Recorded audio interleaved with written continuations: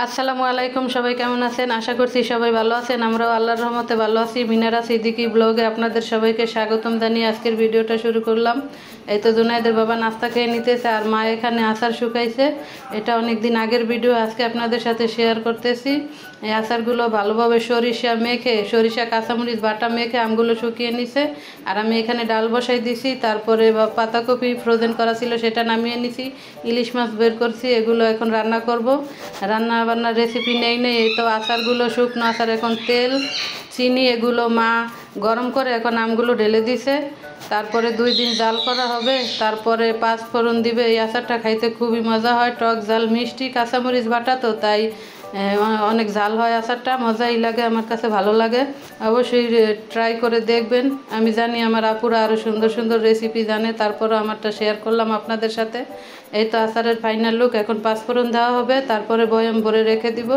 বাড়িতে ইলেকট্রিক মিস্ত্রি আসছে, তারপরে ওয়াশরুমের কলটা নষ্ট হয়ে গেছে, সেই মিস্ত্রি আসছে জাকির ভাই। এখন জাকির ভাই তো ট্যাঙ্কি ছাদের উপরে ওঠে ট্যাঙ্কির কলটা অফ করার জন্য। তারপরে এই তো আম গাছ দেখে তো জাকির ভাই অবাক হয়ে গেছে, নিচ থেকে বোঝা যায় না যে এত আম হয়েছে। আসলে এটা আমাদের বাড়িওয়ালাম আমাদের গাছ, ওনারা এখান থেকে আরও অনেকগুলো আম পারছে, তারপরে অনেক গাছ আম আছে গাছে মাশাল্লাহ।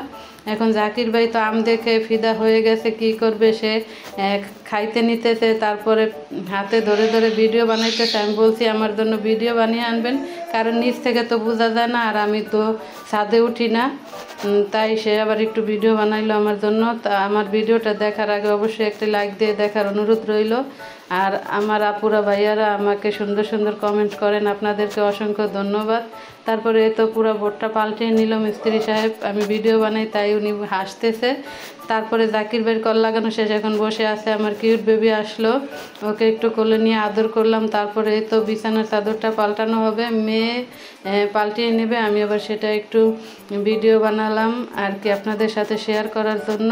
বিছানাটা গোছানো থাকলে মনে হয় আমার পুরো ঘর ক্লিন, আর না হয় আমার কাছে ভালো লাগে না বিছানা যদি নষ্ট করা থাকে। আর এই তো বিছানার ফাইনাল লুক, মাশাল্লাহ খুব সুন্দর লাগতেছে কালারটা। তারপরে এই তো সেলিম ভাই আমাদের জন্য একটা বড় রুই মাছ পাঠাইছে বিকেলবেলা, সেটা আমরা এখন কেটে ধুয়ে রেখে দিব, কারণ রান্না বান্না তো সব হয়ে গেছে, আজকে আর রান্না করব না।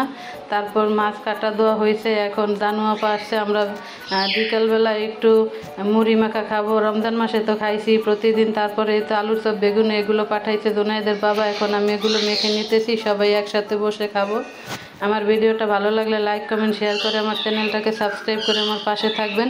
যারা যারা করছেন সবাইকে অসংখ্য ধন্যবাদ।